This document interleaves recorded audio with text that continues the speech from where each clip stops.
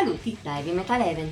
Oggi ci occupiamo di un oceano musicale in cui perdersi in maniera gradevole ma non del tutto significativa.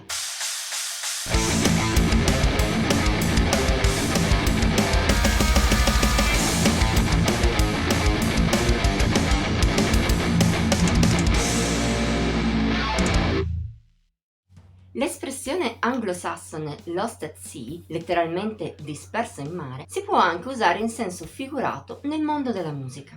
Si adatta in particolare a quegli album così complessi o con così tanti elementi e influenze che è difficile orientarsi al loro interno.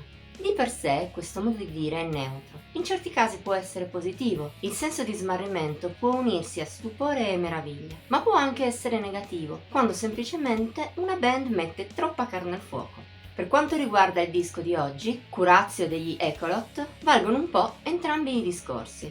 Se è vero che da un lato la musica di questo gruppo, nato a Basilea nel 2014, di suo è molto affascinante, dall'altro non si esprime al meglio, almeno in questo quarto album della sua discografia. Colpa proprio di un eccesso di materiale, in primis a livello stilistico. Gli Ecolot partono da una base post-rock metal e gli uniscono influssi che guardano alla sensibilità del progressive da una parte, ma dall'altra a sonorità più estreme. C'è soprattutto il doom, da cui il post ha origine, ma non mancano dissonanze scream e impostazioni tipiche del black.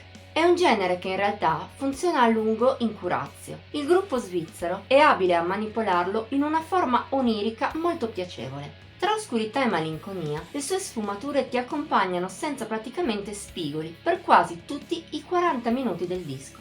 Il problema principale è, però, che gli Ecolot non riescono ad andare oltre la semplice gradevolezza. Pur non essendo del tutto banali, gran parte delle loro soluzioni non brillano neppure per originalità, né per ispirazione o per valore. Il che significa che anche dopo molti ascolti, il disco rimane parecchio anonimo. L'esempio migliore di tutto ciò potrebbe essere l'iniziale Burdens of Sorrow, il pezzo più progressivo del disco. È pieno di ottimi spunti e se ascoltato con attenzione risulta di buon livello. Ma quasi nulla di tutto ciò lascia traccia di sé dopo l'ascolto, né per soluzioni musicali né a livello emotivo o atmosferico. È come se il brano ti scivolasse addosso.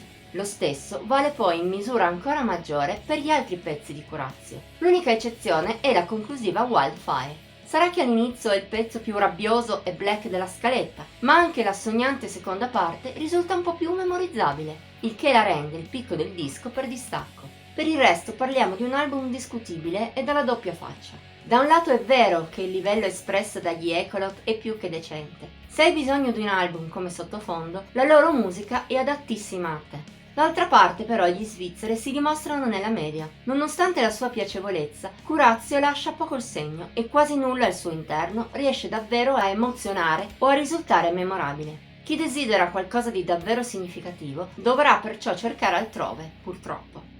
Voto finale di Heavy Metal Heaven 66 su 100. Bene, anche per oggi è tutto. Se ti è piaciuto il video puoi mettere il like, condividerlo e commentarlo. Ti invitiamo inoltre a iscriverti al canale e cliccare la campanellina delle notifiche per rimanere sempre al passo con i nostri nuovi video.